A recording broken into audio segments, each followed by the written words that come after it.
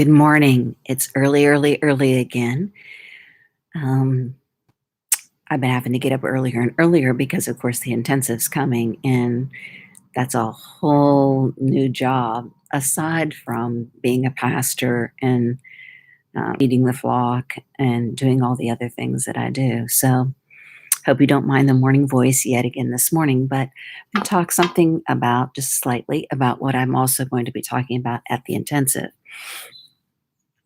And that is the little me inside of all of us. And so when I'm counseling someone or talking to someone, I realize there's always two people there. There's who they are at the moment, and they're who they were as a child, because your past always affects your present. Your present will affect your future. So when I marry a couple, and I'm getting ready to marry several couples, um, I realize I'm marrying four people. I'm marrying their little me's and I'm marrying their grown up me's.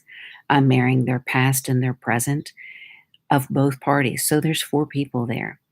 There's the people that they are right now, but there's the people that they're taking with them, the little people, their past, what happened to them as a child, how they grew up, what they didn't have, what they had too much of, what they wish they would have had, how they experienced what they had. So it's very interesting how our past, our little me inside of us affects us, and how sometimes our little me grabs hold of our leg and won't let go and keeps us in our past because we haven't settled some issues, or how we've brushed aside and emotionally neglected our little me, our past, who we were, our 0 to 13 or 14 years old. And they won't let go of us because there's some things not settled. And we don't let go of them. We say things like, that'll never happen to me again, or I'm never going to do that, or when I grow up, I'm going to do this, or I'm never going to be like my parents, or well, I wouldn't do that to my kids. That's the voice that we have to talk to and settle.